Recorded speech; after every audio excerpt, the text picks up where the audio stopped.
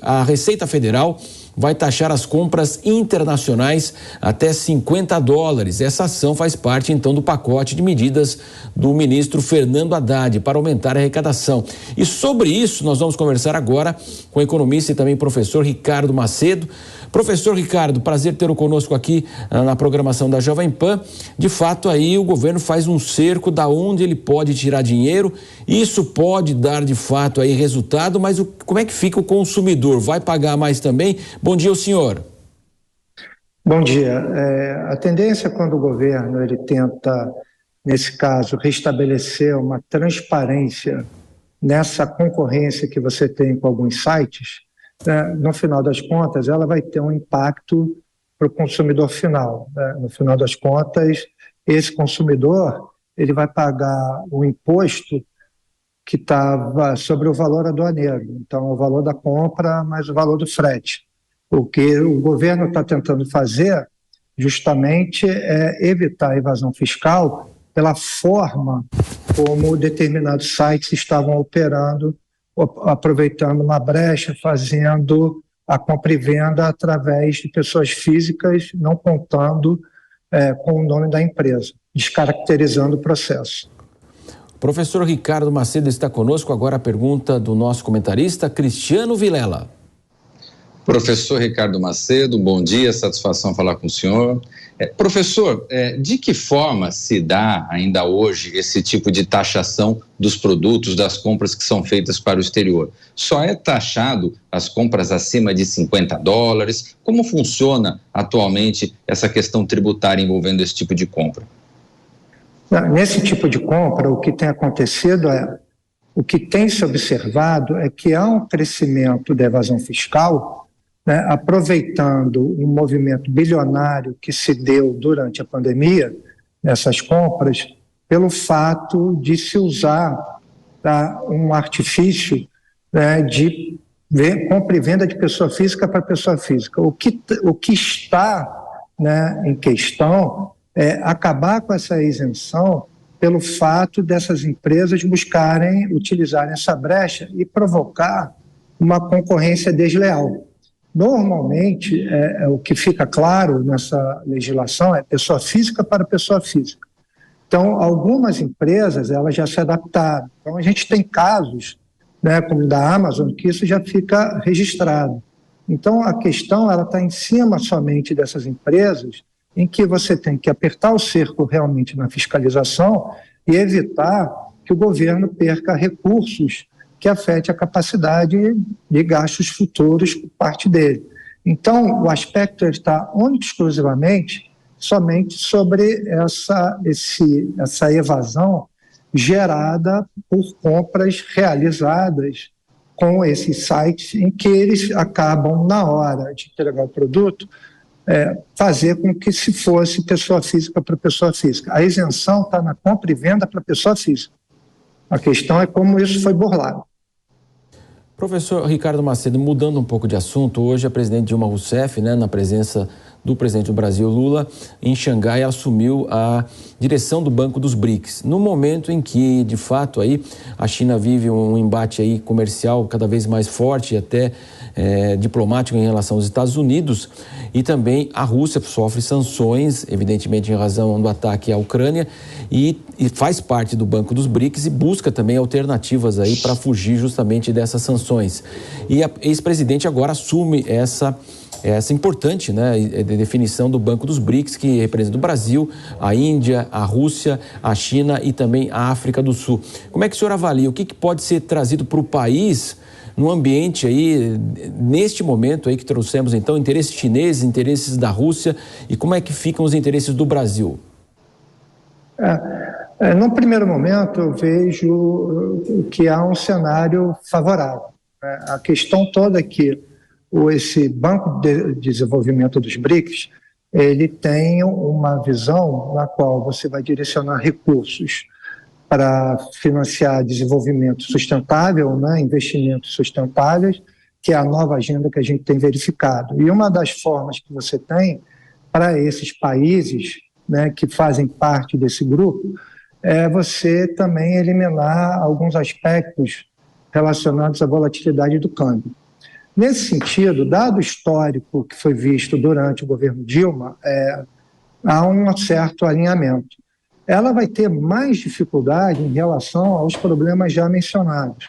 Você tem a questão da fronteira, das questões de fronteira real China e Índia, que você vai ter que administrar, os aspectos relacionados às sanções da Rússia, porque, no final das contas, dentro do próprio BRICS, algumas operações com a Rússia foram congeladas. A Rússia fica com algum acesso restrito. Por outro lado, como o próprio banco ele também atua não só de forma alternativa, como uma forma complementar, ele também precisa captar recursos além das cotas dos participantes desse mesmo grupo. E aí você precisa recorrer a fundos internacionais, sendo que a Rússia ela sofre essas sanções também. Então, há uma certa dificuldade na relação, a captação de mais recursos para esse fundo. Então, a Rússia, nesse sentido, ela sofre bastante. A questão toda é de como vai ser feito esse realinhamento. A viagem do presidente chancela essa questão dessa parceria, o que pode também, no futuro, trazer alguns investimentos, principalmente questões de energia, facilitando a redução desse custo no Brasil. Cristiano Vilela. Professor Ricardo Macedo, uma coisa que foi muito falado pelo presidente Lula agora nessa viagem à China é o fato de se fazer uma alteração do padrão da moeda das relações econômicas entre Brasil e China, abrindo mão do dólar e se utilizando da moeda chinesa.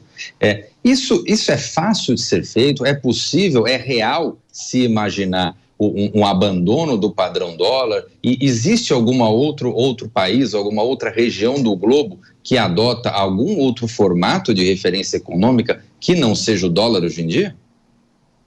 Eu acho que no primeiro momento, Cristiano, eu acho que vai ser uma visão limitada, porque, salvo engano, algumas relações já são feitas na moeda chinesa, algumas operações, não diretamente do Brasil. Tá? Então, é um processo que também vai envolver uma questão da geopolítica em termos de a aceitação da moeda chinesa como uma moeda cambiável, fugindo um pouco do que a gente vê historicamente, que foi gerado pelo sistema de Bretton Woods. Mas como o banco tende, né, a atuar também de uma forma alternativa, nesse grupo especificamente, existe uma possibilidade deles fazerem, utilizar esse mecanismo de compra e venda nessa moeda, né? Mas seria um balão de ensaio. Tá? Então, seria um passo muito inicial, tá, a ser feito dessa maneira. Então, é um estudo de possibilidades. Agora, professor, o presidente Lula também, hoje lá em Xangai, ele falou que os bancos não podem asfixiar as economias dos países, né? Ele promove mais uma vez esse ataque ao sistema financeiro, aqui o Banco Central. Até que ponto isso é produtivo e pode trazer algum efeito, mesmo que seja verdade o que ele está falando? Bom, eu acho que no primeiro momento o que o presidente tentou foi trazer uma discussão. Tá? Existe um processo no mundo todo em que você chama de financiarização, que por questões estruturais de cada economia propicia que alguns setores tenham ganhos muito acima de outros. Então, a própria regulamentação acaba favorecendo esses segmentos. Tá? Então, e nesse caso, em boa parte no mundo, e você vê esse movimento também ocorrendo nos Estados Unidos, tá? Há um olhar sobre essa questão do setor financeiro. Isso é claro e a discussão está posta. Então, dentro dessa discussão colocada, que se trouxe o debate, em que todo mundo agora tem discutido, há também, em função, um processo de estabelecimento, de coordenação dessas políticas macroeconômicas. A gente vê até mesmo, no caso brasileiro, quando foi colocado, não quer dizer que necessariamente a apresentação do novo arcabouço fiscal implique numa próxima reunião do Copom em queda de taxa de juros. Mas você já tem uma certa aceitação da forma como isso foi feito. O próprio presidente do Banco Central deu um sinal. A questão toda que a gente vai ter que olhar tem a ver com o ambiente político, que vai ser na forma da aprovação, se ele vai ser aprovado da forma como foi discutido, apresentado e aceito por vários segmentos da sociedade. Então, dentro dessa coordenação, e a gente já viu coordenação de políticas serem bem-sucedidas, principalmente um exemplo, isso aí foi feito no governo Bill Clinton, que ele conseguiu zerar, ele deu uma contrapartida para o presidente do Fed, o Alan Greenspan, e foi bem-sucedido. Então, há um movimento nesse sentido.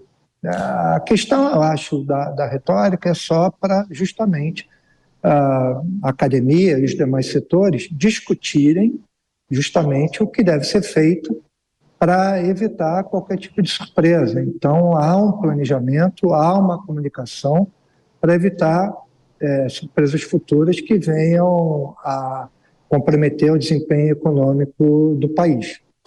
Professor Ricardo Macedo conversou conosco aqui na Jovem Pan. Professor, muito obrigado pela participação do senhor. Eu que agradeço e até uma próxima vez.